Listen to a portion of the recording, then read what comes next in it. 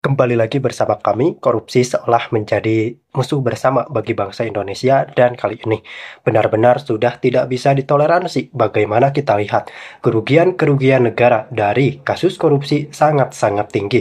Bahkan Presiden Prabowo Subianto pun memberikan golongan para koruptor ini adalah kejahatan yang memang sudah tidak bisa ditoleransi.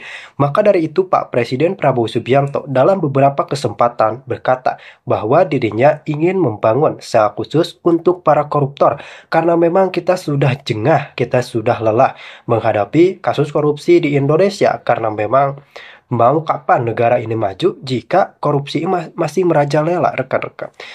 Kita tahu bahwa KPK dan Kejaksaan Agung telah melaksanakan tugas serta tupoksinya dengan baik dan benar. Namun sangat disayangkan, lagi-lagi di tengah upaya yang gencar dari tim penegak hukum dalam menangani kasus korupsi, ada beberapa partai politik, ada beberapa pihak yang justru tidak suka dengan penetapan beberapa tersangka yang memang sebenarnya beliau-beliau ini sudah sah dan tidak bisa disangka lagi bahwa beberapa elit politik ini sebenarnya terlibat dalam skandal kasus korupsi. Namun adanya framing yang jahat kalau saya katakan seolah menggiring opini bahwa masyarakat harus menentang upaya KPK dalam menangkap beberapa koruptor karena memang ini bukanlah pesanan hukum melainkan pesanan politik. Begitulah harapan mereka. Namun saya rasa masyarakat sudah lebih bijak dalam menyikapi ini semua. Masyarakat berada dalam payung hukum yang benar. Kita semua tahu, kita percaya KPK dan Kejaksaan Agung dalam memberantas koruptor-koruptor yang ada di Indonesia. Dan pada saat ini ternyata Pak Presiden Prabowo Subianto diam-diam melakukan penyitaan aset kepada para koruptor. Inilah yang ditakuti koruptor, yakni penyitaan aset dan pemiskinan. Kemudian mereka gunakan untuk mengerahkan massa, ya. Kemudian mereka kepingin menjatuhkan marwah presiden, bahkan kepingin menjatuhkan seorang presiden. Maka kita sebagai anak bangsa, kita harus berada di belakang presiden, di belakang penegak hukum. Jikalau kita diperlukan, kita akan melawan mereka, ya. Jikalau mereka turun jalan, kita akan turun ke jalan juga menghadapi mereka. Akun Bang Kumis, ya, saya dedikasikan untuk negara. Kami Bang Kumis bersama teman-teman bela negara. Assalamualaikum warahmatullahi wabarakatuh. Pemirsa di seluruh Indonesia, kali ini kita bertemu kembali menjelang Hari Raya Idul Fitri. Untuk itu, saya Irma Suryani di Irma Suryani Bicara mengucapkan Selamat Hari Raya Idul Fitri bagi saudara muslim yang merayakan Hari Raya Idul Fitri. Untuk saudara-saudaraku yang beragama lain pun, saya mengucapkan mohon maaf lahir dan batin jika selama kita bersosialisasi ada hal-hal yang mungkin tidak berkenan, kurang bermanfaat, atau ada kesalahan-kesalahan yang saya lakukan sebagai manusia. Tentu saya ingin agar saya di Hari Raya Idul Fitri nanti fitrah kembali. Untuk itu sekali lagi saya ingin mengucapkan mohon maaf lahir dan batin kepada seluruh pemirsa di Indonesia.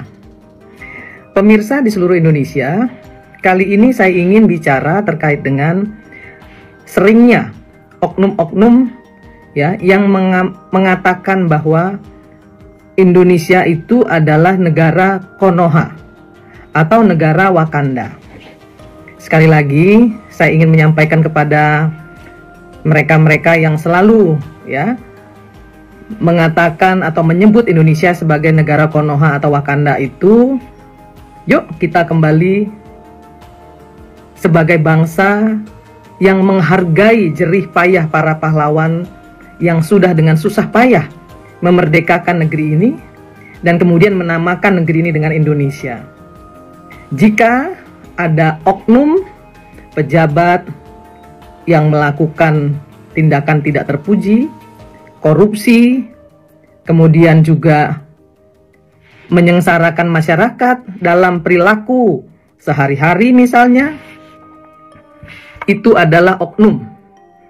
Tidak tepat jika kemudian kita sebagai warga negara Republik Indonesia yang kita cintai ini menghina negara kita sendiri. dengan menyebutnya sebagai negara Konoha atau Wakanda. Orang-orang yang menyebut negeri ini dengan sebutan Konoha atau Wakanda menurut saya adalah orang-orang yang tidak berterima kasih kepada para pejuang bangsa Indonesia, para pendiri negara ini yang sudah menebus kemerdekaan dan menamakan negeri ini dengan Indonesia, dengan air mata, dengan kehormatan, dengan darah dan nyawa. Sekali lagi saya ingin sampaikan, silahkan caci maki oknum-oknum yang koruptor, yang koruptif, yang korupsi, kemudian yang berbuat tidak baik kepada masyarakat misalnya. Silahkan caci maki, silahkan kritisi sekeras-kerasnya. Karena kritik itu adalah solusi. Kritik itu adalah bagian dari kontrol sistem yang efektif kepada pemerintah, pejabat daerah, pejabat pusat, maupun parlemen. Silakan kritisi sekeras-kerasnya. Tapi menurut saya, betapa tidak punya moralnya seorang anak bangsa yang menyebut negaranya sendiri dengan sebutan Wakanda atau Konoha. Orang-orang berpendidikan tetapi tidak bisa menghargai negaranya sendiri, tidak bisa menghargai pahlawan bangsanya sendiri, tidak bisa menghargai dirinya sendiri sebagai bagian dari negara ini. Yuk kita kembali kepada jati diri kita sebagai anak bangsa yang bermartabat. Jangan lagi kita menyebut negeri ini sebagai negara Konoha atau Wakanda. Silakan caci maki, silakan kritisi sekeras-kerasnya oknum-oknum yang korup, oknum-oknum yang menjarah uang rakyat. Tapi jangan hina Indonesia. Sekali lagi, saya ingin menyampaikan kepada kita semua, cintai negeri ini. Jangan pernah lelah mencintai Indonesia. Perbedaan adalah bagian dari demokrasi, tapi demokrasi juga harus menafikan hukum dan keadilan. Karena tanpa hukum dan keadilan, demokrasi menjadi hukum rimba. Untuk itulah, kita semua harus punya kehormatan dan martabat sebagai anak bangsa negeri ini, yang hanya dititipi oleh sang founding father, pendiri bangsa ini, untuk melanjutkan, meneruskan, mengisi kemerdekaan ini. Kalau masih ada yang kurang, kita tambah, kita kawal pemerintah, agar cita-cita dari para pendiri bangsa untuk mensejahterakan Indonesia bisa kita capai. Salam keindonesiaan, stop untuk caci maki. Uni Eropa langsung dibuat kapok dan kena mental akibat menantang Prabowo Subianto. Koalisi negara-negara Eropa ini menjegal produk tanah air, namun berhasil dijegal lewat kecerdikan RI1. Sang presiden bahkan meminta Eropa segera mengubah aturan liciknya. Apalagi Eropa juga dibuat pusing karena mulai bergantung dengan berbagai kekayaan alam bumi pertiwi. Penasaran kisahnya seperti apa? Dengerin ceritaku sampai selesai. Kapok cari masalah dengan Prabowo. Prabowo Subianto berhasil memberikan tekanan besar kepada Uni Eropa. Benua Biru sebelumnya kerap kali mendiskriminasi bahan-bahan yang berasal dari Nusantara. Salah satu contohnya terlihat dari kelapa sawit Nusantara yang dinilai dihasilkan dari deforestasi masif. Alhasil tuduhan Uni Eropa ini membuat Prabowo memberikan ultimatum. Gak usah takut namanya tuduhan membahayakan, deforestasi. Namanya kelapa sawit, ya pohon, itu ada daunnya. Dia menyerap karbon dioksida. Dari mana kok dituduh deforestasi? Ungkap Prabowo. Indonesia malah berusaha untuk menghentikan ekspor minyak sawit tanah air ke Benua Biru. Apalagi sawit memang bisa digunakan untuk apa saja termasuk minyak makan dan biofuel. Rencana Indonesia ini juga mendapatkan dukungan penuh dari WTO. Organisasi Dagang Dunia ini sampai memberikan perintah mutlak yang dinilai merugikan Eropa. Uni Eropa diwajibkan menghapus kebijakannya yang dinilai memberi nilai diskriminasi. Bahkan organisasi ini juga menuntut agar minyak sawit Indonesia kembali diekspor ke Benua Biru. Alhasil keputusan WTO ini membuat perubahan besar bagi Uni Eropa. Benua Biru dikabarkan mulai melunakkan perilakunya terhadap Indonesia. Bahkan Uni Eropa disebut siap memperbesar kerjasama dengan Nusantara di masa depan. Hal ini terlihat dengan semakin masifnya kerjasama KEPA untuk kedua negara. Menteri Ekonomi, Keuangan, dan Kedaulatan Industri dan Digital Prancis juga mengakui pentingnya Indonesia bagi Uni Eropa. Indonesia negara dengan ekonomi terbesar di ASEAN. Stabilitas dan pertumbuhan ekonomi ASEAN sangat penting bagi Prancis, ujar Eric Lombard. Panik dengan situasi global. Keputusan dadakan dari Uni Eropa ini diprediksi sebagai langkah untuk meredam krisis. Pasalnya, mereka ingin menjadikan Indonesia sebagai negara mitra potensial yang baru. Terlebih lagi, Benua Biru dibuat panik usai berpotensi ditinggalkan Amerika Serikat. Sebab hubungan kedua pihak tiba-tiba memanas di era kepemimpinan Donald Trump. Politikus 78 tahun itu memberi berbagai kebijakan yang merugikan Uni Eropa. Sebut saja pengenaan tarif sebesar 25% terhadap produk dari Benua Biru. Alhasil, kebijakan terbaru negeri Paman Sam memaksa Uni Eropa untuk memutar otak. Uni Eropa juga gencar mencari mitra baru memasok kebutuhan gas alam mereka. Sebab Rusia sudah menghentikan pasokan LNG ke seluruh Benua Biru sejak awal 2025. Padahal kebutuhan Uni Eropa di sektor tersebut meningkat hingga 101 juta ton pada tahun ini. Kebutuhan Eropa untuk mengisi kembali penyimpanan setelah musim dingin yang lebih dingin dan pengurangan pasokan Rusia lainnya akan membuatnya bersaing lebih keras untuk kargo dibandingkan tahun lalu, kata analis ICIS Alex Froli. Alhasil Uni Eropa mulai melirik Indonesia yang punya cadangan gas alam besar. BPS mencatat produksi gas alam tanah air lebih dari 2,42 mmscf pada tahun 2023. Apalagi Bumi Nusantara telah menemukan cadangan sumber daya alam baru beberapa waktu silam. Profil eksplorasi Indonesia cukup membanggakan. 2023 kita temukan 2 penemuan besar geng Nord dan Layaran yang merupakan 2 dari 5 ranking teratas dunia, ungkap Wakil Kepala SKK Migas Sinta Damayanti. Hanya kan lagi ramai sekarang komentarin saya bela Pak Prabowo bukan sekarang ketika saya Gerindra. Sejak di Golkar dulu saya belum jadi apa-apa, saya adalah pembelanya Prabowo. Karena ini orang selama ini diem, maka begitu saya masuk Gerindra, saya minta izin, saya akan bercerita tentang Bapak pada siapapun. Untuk apa? Menceritakan kebaikan Bapak, karena menceritakan kejelekan jauh lebih banyak dibanding menceritakan kebaikan. Saatnya saya berkata, orang ikhlas harus memimpin Indonesia. Bukan karena sekarang Gerindra, memang Gerindra aing mah. Sebelum jadi Gerindra, saya sudah membela Prabowo Subianto.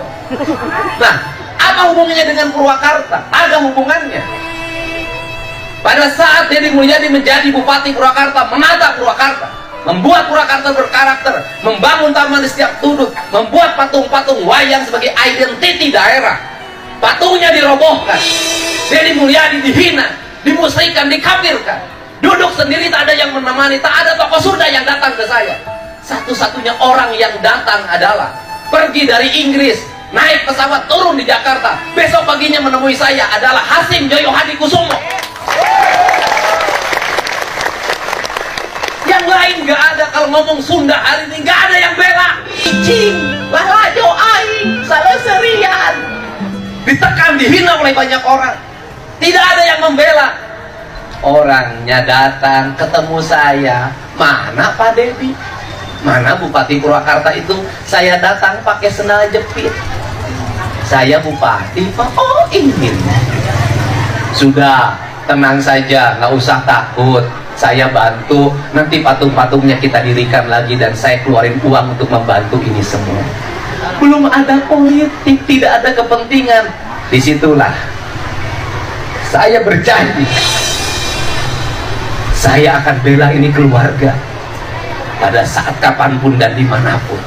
Uni Eropa langsung dibuat kapok dan kena mental akibat menantang Prabowo Subianto. Koalisi negara-negara Eropa ini menjegal produk tanah air, namun berhasil dijegal lewat kecerdikan RI1. Sang presiden bahkan meminta Eropa segera mengubah aturan liciknya. Apalagi Eropa juga dibuat pusing karena mulai bergantung dengan berbagai kekayaan alam bumi pertiwi. Penasaran kisahnya seperti apa? Dengerin ceritaku sampai selesai. kapok cari masalah dengan Prabowo. Prabowo Subianto berhasil memberikan tekanan besar kepada Uni Eropa. Benua Biru sebelumnya kerap kali mendiskriminasi bahan-bahan yang berasal dari Nusantara. Salah satu contohnya terlihat dari kelapa sawit Nusantara yang dinilai dihasilkan dari deforestasi masif. Alhasil tuduhan Uni Eropa ini membuat Prabowo memberikan ultimatum. Gak usah takut namanya tuduhan membahayakan, deforestasi. Namanya kelapa sawit, ya pohon, itu ada daunnya. Dia menyerap karbon dioksida. Dari mana kok dituduh deforestasi? Ungkap Prabowo. Indonesia malah berusaha untuk menghentikan ekspor minyak sawit tanah air ke benua biru. Apalagi sawit memang bisa digunakan untuk apa saja termasuk minyak makan dan biofuel. Rencana Indonesia ini juga mendapatkan dukungan penuh dari WTO. Organisasi Dagang Dunia ini sampai memberikan perintah mutlak yang dinilai merugikan Eropa. Uni Eropa diwajibkan menghapus kebijakannya yang dinilai memberi nilai diskriminasi. Bahkan organisasi ini juga menuntut agar minyak sawit Indonesia kembali diekspor ke benua biru. Alhasil keputusan WTO ini membuat perubahan besar bagi Uni Eropa. Benua biru dikabarkan mulai melunakkan perilakunya terhadap Indonesia. Bahkan Uni Eropa disebut siap memperbesar kerjasama dengan Nusantara di masa depan. Hal ini terlihat dengan semakin masifnya kerjasama KEPA untuk kedua negara. Menteri Ekonomi, Keuangan, dan Kedaulatan Industri dan Digital Prancis juga mengakui pentingnya Indonesia bagi Uni Eropa. Indonesia negara dengan ekonomi terbesar di ASEAN. Stabilitas dan pertumbuhan ekonomi ASEAN sangat penting bagi Prancis, ujar Eric Lombard. Panik dengan situasi global. Keputusan dadakan dari Uni Eropa ini diprediksi sebagai langkah untuk meredam krisis. Pasalnya, mereka ingin menjadikan Indonesia sebagai negara mitra potensial yang baru. Terlebih lagi, benua biru dibuat panik usai berpotensi ditinggalkan Amerika Serikat. Sebab hubungan kedua pihak tiba-tiba memanas di era kepemimpinan Donald Trump. Politikus 78 tahun itu memberi berbagai kebijakan yang merugikan Uni Eropa. Sebut saja pengenaan tarif sebesar 25% terhadap produk dari benua biru. Alhasil, kebijakan terbaru negeri Paman Sam memaksa Uni Eropa untuk memutar otak. Uni Eropa juga gencar mencari mitra baru memasok kebutuhan gas alam mereka. Sebab Rusia sudah menghentikan pasokan LNG ke seluruh benua biru sejak awal 2025. Padahal kebutuhan Uni Eropa di sektor tersebut meningkat hingga 101 juta ton pada tahun ini. Kebutuhan Eropa untuk mengisi kembali penyimpanan setelah musim dingin yang lebih dingin dan pengurangan pasokan Rusia lainnya akan membuatnya bersaing lebih keras untuk kargo dibandingkan tahun lalu, kata analis ICIS Alex Froli. Alhasil Uni Eropa mulai melirik Indonesia yang punya cadangan gas alam besar. BPS mencatat produksi gas alam tanah air lebih dari 2,42 mmscf pada tahun 2023. Apalagi bumi Nusantara telah menemukan cadangan sumber daya alam baru beberapa waktu silam. Profil eksplorasi Indonesia cukup membanggakan. 2023 kita temukan 2 penemuan besar geng North dan Layaran yang merupakan 2 dari 5 ranking teratas dunia, ungkap Wakil Kepala SKK Migas Sinta Damayanti. Hasto dikarungkan, pertanda Pedip mau waras. Oke, kita bahas secara to the point, tanpa basa-basi, tanpa tedeng aling-aling. Hasto Kristianto sudah ditendang dari PDIP, titik. Kalau masih ada yang pura-pura nggak ngerti, saya ulangi, Hasto sudah dibuang. Bukan lagi sekadar desas-desus, bukan lagi sekadar bisik-bisik tetangga. Ini sudah jadi kenyataan politik yang nggak bisa dipungkiri. PDIP, partai besar yang selama ini sok solid, akhirnya mengambil langkah drastis. Menyingkirkan orang yang selama ini justru jadi beban partai.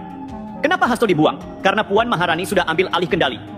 Puan lebih bermartabat dibanding Hasto dan gerombolannya yang doyan adu domba dan nyerang Jokowi. Kita flashback sedikit. Sejak awal, Hasto ini bukan sekadar sekjen biasa. Dia ini operator politik, bukan pemikir, bukan eksekutor kebijakan. Kerjanya, manuver, intrik. Dan yang paling penting, nyerang Jokowi. Dari dulu, manuver politik Hasto dan kelompoknya selalu punya satu pola. Jokowi harus dijatuhkan, Jokowi harus disingkirkan, Jokowi harus dilemahkan. Nggak peduli Jokowi itu presiden yang diusung PDIP 2 kali, nggak peduli Jokowi bikin PDIP berkuasa 10 tahun, pokoknya Jokowi harus dianggap musuh. Logikanya bengkok. Sok melawan rezim, tapi masih pengen cengkraman politiknya kuat. Tapi, politik itu bukan cuma soal teriak-teriak di depan media. Politik butuh perhitungan, butuh strategi.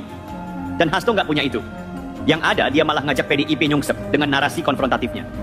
Puncaknya, kasus Harun Masiku. Ini ibarat peluru terakhir yang akhirnya bikin PDIP sadar.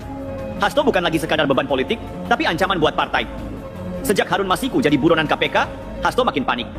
Semakin sering bicara di media, semakin banyak blunder yang dia buat.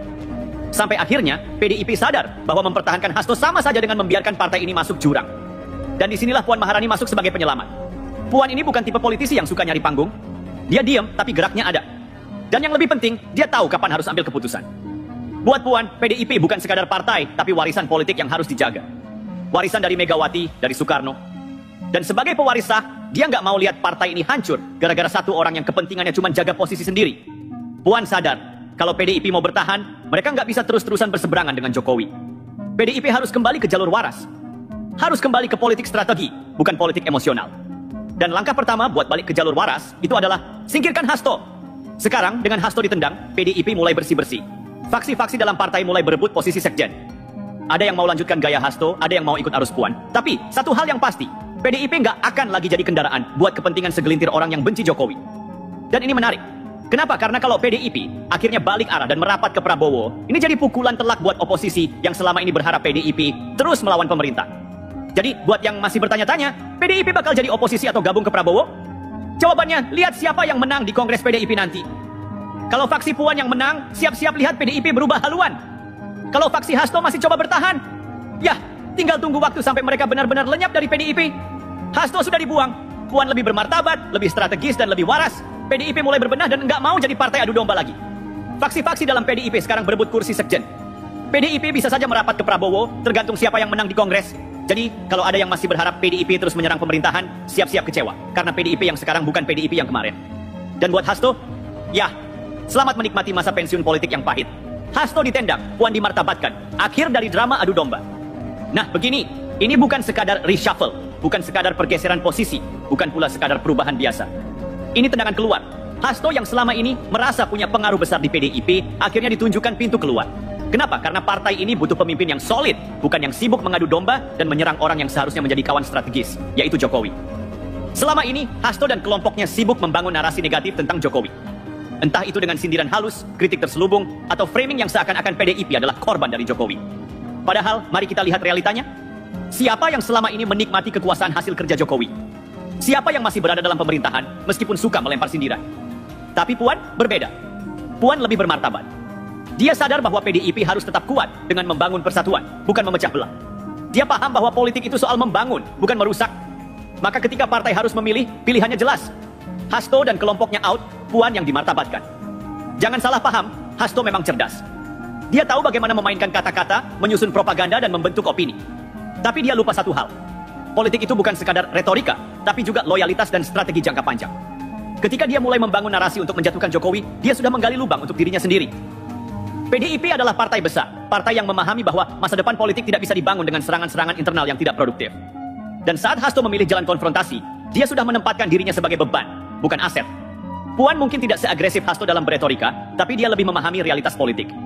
Dia sadar bahwa PDIP tidak bisa bertahan dengan terus-menerus melawan Jokowi, apalagi ketika Jokowi masih memiliki pengaruh besar dan bisa menentukan arah politik ke depan. Dan lihat bagaimana dia bergerak. Tidak ada serangan terbuka, tidak ada drama tidak perlu. Dia tetap berada dalam jalur yang strategis, tetap menjaga keseimbangan antara kepentingan partai dan realitas politik nasional. Itulah kenapa Puan lebih bermartabat dibanding kelompok Hasto. Karena dia memahami bahwa politik bukan tentang siapa yang paling nyaring berteriak, tetapi siapa yang paling cerdas membaca arah angin. Hasto dan kelompoknya kini kehilangan posisi. Mereka yang dulu merasa sebagai pemain utama kini hanya menjadi catatan kaki dalam perjalanan PDIP. Dan ini adalah pelajaran penting. Politik adu domba itu pendek umurnya, sementara politik cerdas bertahan lama. Jokowi tidak perlu membalas dengan kata-kata. Dia cukup membiarkan waktu yang berbicara. Sementara Puan, dia terus melangkah lebih kuat dari sebelumnya, membuktikan bahwa di dunia politik, yang punya martabatlah yang akhirnya menang. Mau lanjut bahas dampaknya ke politik nasional? Nah, setelah Hasto ditendang dan Puan semakin dimartabatkan, pertanyaannya sekarang, apa dampaknya ke politik nasional?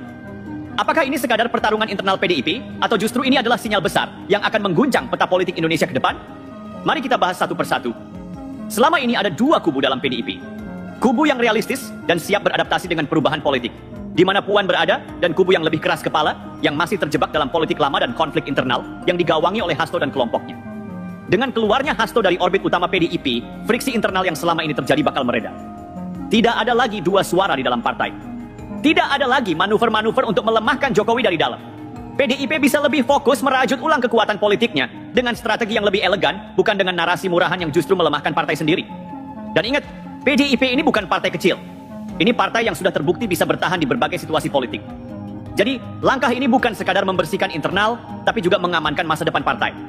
Sejak pemilu 2024, Jokowi bukan hanya presiden yang akan meninggalkan jabatannya, dia juga menjadi kingmaker. Arah politik ke depan tetap sangat ditentukan oleh Jokowi dan lingkaran politiknya.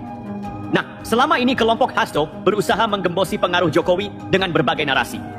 Tapi dengan disingkirkannya Hasto dari pusat kekuasaan PDIP, pengaruh Jokowi di politik nasional justru makin solid. Tidak ada lagi suara sumbang dari dalam yang mencoba menggoyang stabilitas. Apa artinya ini? Relasi PDIP dengan pemerintahan akan lebih harmonis. Stabilitas politik nasional akan lebih terjaga. Kubu yang dulu suka bermain di wilayah abu-abu akan kehilangan ruang manuver. Dengan kata lain, drama politik berkurang, kerja nyata lebih diutamakan. Selama ini Puan sering dianggap sebagai figur yang kurang dominan dalam politik praktis. Tapi sekarang, dengan keluarnya Hasto dan kelompoknya, dia punya peluang besar untuk membangun basis politiknya sendiri yang lebih mandiri. Ini bisa berarti beberapa hal. PDIP bisa lebih fleksibel dalam strategi politiknya. Tidak harus selalu berada dalam oposisi ekstrim, tapi juga tidak harus menjadi sekadar pengikut arus. Puan bisa lebih leluasa menjalin komunikasi dengan berbagai pihak. Selama ini, manuver politik Hasto terlalu kaku, membuat PDIP terlihat seperti partai yang sulit diajak bekerja sama dengan pihak lain. Regenerasi di PDIP akan lebih lancar. Tanpa adanya tokoh-tokoh yang menghambat perubahan, Puan bisa membawa kader-kader baru yang lebih segar dan siap menghadapi tantangan politik ke depan. Jadi, ini bukan sekadar perubahan kepemimpinan, tapi juga strategi jangka panjang untuk masa depan PDIP. Ini menarik. Hasto dan kelompoknya sudah kehilangan pijakan utama di PDIP. Tapi apakah mereka akan diam saja? Tidak mungkin. Kemungkinan besar mereka akan mencari tempat baru untuk melanjutkan manuver politiknya. Ada beberapa skenario, mereka bisa bergabung dengan partai lain. Bisa saja mereka mendekati partai yang lebih terbuka dengan gaya politik mereka, seperti Nasdem atau bahkan partai-partai baru yang masih mencari identitas politik. Mereka bisa membentuk faksi politik sendiri. Tidak menutup kemungkinan kelompok ini akan membangun gerakan tersendiri di luar PDIP untuk tetap memiliki pengaruh di politik nasional. Mereka bisa menjadi oposisi dalam bayangan, artinya mereka tetap bergerak di belakang layar, memanfaatkan media, buzzer, atau jaringan lama mereka untuk terus memainkan opini publik. Tapi satu hal yang pasti, mereka tidak akan sekuat dulu. Tanpa dukungan struktural dari Partai Demokrasi Indonesia Perjuangan, langkah mereka akan lebih terbatas. Dengan tersingkirnya Hasto dan kelompoknya, peta politik nasional menjadi lebih jelas. Tidak ada lagi suara sumbang dari dalam Partai Demokrasi Indonesia Perjuangan yang mencoba menggembosi Jokowi. Tidak ada lagi konflik internal yang menghambat strategi partai. Puan kini memiliki panggung lebih besar untuk membuktikan kemampuannya. Jokowi tetap menjadi tokoh sentral dalam percaturan politik. Dan yang paling penting, stabilitas politik nasional semakin terjaga. Pertanyaannya sekarang, apakah Hasto dan kelompoknya akan menerima kenyataan atau justru akan membuat drama politik baru? Dalam politik, tidak ada belas kasihan untuk yang kalah. Dan saat ini Hasto sudah jatuh, terpuruk dalam kasus hukum yang akhirnya menyeretnya ke penjara. Apakah ini kejutan? Tidak, ini hanya masalah waktu. Hasto selama ini dikenal sebagai sosok yang keras kepala, penuh intrik, dan sering memainkan politik dalam bayangan. Dia membangun jaringan, mengatur narasi, dan menggoyang kekuasaan Jokowi dari dalam. Tapi, dalam dunia politik, jika kamu terlalu sering bermain api, akhirnya kamu sendiri yang akan terbakar. Dan sekarang dia di penjara. Sementara itu Puan justru melaju tanpa hambatan. Sebelumnya Puan selalu menghadapi tantangan dari dalam partainya sendiri. Hasto dan kelompoknya kerap memainkan politik dua kaki. Satu di dalam PDIP, satu di luar untuk membangun narasi yang melemahkan Puan. Tapi sekarang, tantangan itu sudah hilang. Hasto tidak lagi bisa mengatur strategi dari dalam partai. Tidak ada lagi manuver licik yang membuat Puan harus bermain defensif. Dia kini bisa sepenuhnya fokus ke depan tanpa harus melihat ke belakang. Dan yang lebih penting, Puan bisa mengambil kendali penuh atas partai. Selama ini Puan sering dianggap sebagai figur yang kurang berani, terlalu halus dalam berpolitik. Tapi kondisi sekarang justru memberikan kesempatan emas. Saat Hasto terpuruk di penjara, Puan bisa menggunakan momentum ini untuk membangun citra baru sebagai pemimpin sejati. Apa yang bisa dia lakukan? Memperkuat hubungan dengan pemerintahan Prabowo. Dengan Hasto tersingkir, PDIP bisa lebih fleksibel dalam memainkan perannya di politik nasional. Membangun citra kepemimpinan yang lebih tegas. Selama ini Puan sering dianggap terlalu lembut dalam politik. Tapi sekarang, dengan semua rintangan internal tersingkir, dia bisa tampil lebih dominan. Menunjukkan bahwa dia adalah masa depan PDIP. Dengan Megawati yang semakin menua dan Hasto yang tersingkir, Puan kini adalah satu-satunya penerus utama. Sementara Puan naik ke puncak, Hasto justru harus menghadapi kenyataan pahit. Dia tidak punya daya tawar lagi. Dulu, dia bisa memainkan banyak kartu. Dia bisa mengendalikan narasi PDIP. Dia bisa membangun aliansi dengan pihak-pihak tertentu untuk menyerang lawan politiknya. Dia bisa menjadi pemain kunci dalam strategi partai. Tapi sekarang, dia hanya seorang pesakitan yang terkurung di balik jeruji besi. Tidak ada lagi ruang manuver. Tidak ada lagi konferensi pers penuh sindiran. Tidak ada lagi permainan politik licik dari dalam kantor DPP PDIP. Dan yang paling menyakitkan, tidak ada yang datang membelanya. Di politik, kekuasaan adalah segalanya. Begitu kamu jatuh, orang-orang yang dulu bersamamu akan pergi mencari perlindungan di tempat lain. Hasto kini merasakan sendiri betapa kejamnya dunia yang dulu dia kendalikan. Dalam politik, mengorbankan satu orang untuk menyelamatkan yang lain adalah hal biasa. Dan dalam kasus ini, Hasto bisa menjadi tumbal politik yang memperkuat posisi Puan. Bagaimana caranya? PDIP bisa menunjukkan bahwa mereka bersih dan siap berubah. Dengan menyingkirkan Hasto, PDIP bisa membangun citra baru sebagai partai yang tidak mentolerir kesalahan kadernya. Puan bisa menggunakannya sebagai simbol peralihan kekuasaan. Bahwa sekarang PDIP tidak lagi dikuasai oleh orang-orang lama yang terlalu banyak bermain intrik. Menegaskan bahwa hukum tetap harus ditegakkan. Dengan membiarkan Hasto menghadapi hukuman tanpa campur tangan, Puan bisa menunjukkan bahwa dia bukan tipe pemimpin yang melindungi kader bermasalah. Singkatnya, kejatuhan Hasto justru bisa menjadi batu loncatan bagi Puan untuk membangun dirinya sebagai pemimpin yang lebih tegas dan bersih. Kesimpulan, Puan melaju, Hasto terkubur dalam dosa politiknya. Di politik, tidak ada tempat bagi yang kalah. Saat ini, Puan semakin menguat, sementara Hasto semakin tenggelam dalam keterpurukan. Dunia yang dulu dia kuasai, kini meninggalkannya. Kejatuhannya bukan hanya sekadar hukuman hukum, tapi juga hukuman politik yang lebih menyakitkan, ditinggalkan dan dilupakan. Sementara itu, Puan bisa terus melaju, mengambil kendali penuh atas partai, dan membangun jalannya menuju kekuasaan. Pertanyaannya sekarang, apakah Puan akan benar-benar menguasai PDIP, atau masih ada ancaman lain yang harus dihadapi? Hasto kini bukan hanya terpenjara secara fisik, tapi juga secara politik. Semua jaringan yang dulu dia bangun, semua strategi yang dia rancang, kini hancur di depan matanya. Tak ada lagi kawan, hanya tinggal penyesalan. Sementara itu, Puan semakin tegak berdiri. Dengan Hasto tersingkir, Puan kini punya kendali mutlak atas PDIP. Tidak ada lagi bayang-bayang orang dalam yang mencoba melemahkannya. Dia bisa menyusun ulang struktur kekuasaan partai sesuai kehendaknya. Dan tentu saja, langkah pertama adalah menyingkirkan sisa-sisa pengaruh Hasto. Orang-orang Hasto dalam Partai Demokrasi Indonesia Perjuangan disingkirkan. Jaringan politik Hasto diputus total. Akses Hasto ke dalam partai diblokade. Hasto sekarang bukan siapa-siapa. Dulu dia mengatur PDIP dari balik layar, sekarang dia cuma bisa melihat dari balik jeruji. PDIP butuh perubahan, dan Hasto adalah simbol dari politik kotor masa lalu. Maka, Puan tidak akan membelanya. Setiap kali ada yang mempertanyakan kasus Hasto, Puan cukup bilang, itu era lama. PDIP sekarang lebih bersih dan lebih siap menghadapi masa depan. Jika ada kader yang masih setia pada Hasto, mereka harus memilih, ikut dengan Puan atau tersingkir bersama Hasto. Puan akan menegaskan, PDIP bukan partai yang bisa dipermainkan oleh satu orang demi kepentingan pribadi. Dengan begitu, Hasto tidak hanya dipenjara secara hukum, tapi juga dipenjara dalam sejarah. Saat ini, Hasto hanya bisa merenung di dalam sel. Dulu dia berkuasa, sekarang dia tak lebih dari seorang pesakitan. Dulu dia disegani, sekarang namanya cuma jadi bahan lelucon di meja politik. Dulu dia punya jaringan luas, sekarang tak ada yang mau menyentuhnya. Lebih menyakitkan lagi, orang-orang yang dulu memujanya kini ikut meludahinya. Tak ada yang mau dikaitkan dengan pecundang politik. Dan semakin lama dia di penjara, semakin cepat dia dilupakan. Ketika akhirnya dia keluar nanti, dunia politik sudah berubah. Tak ada kursi menunggunya. Tak ada jaringan yang siap menerimanya kembali. Tak ada tempat baginya di PDIP. Dia ingin kembali, mimpi. Politik sudah meninggalkannya, Puan sudah mengambil alih segalanya. Hasto mungkin berpikir dia bisa kembali, tapi nyatanya dia sudah selesai. Puan menang, Hasto hancur. Pelajaran dari semua ini, jangan coba main politik kotor kalau tak siap terhempas. Jangan bermimpi jadi pengatur dari balik layar kalau akhirnya bakal dikubur dalam-dalam. Di politik, kalau sudah kalah, tak ada yang mau menolongmu. Hasto kini hanya bisa menghabiskan hari-harinya dengan rasa sesal. Dan Puan melangkah maju, meninggalkan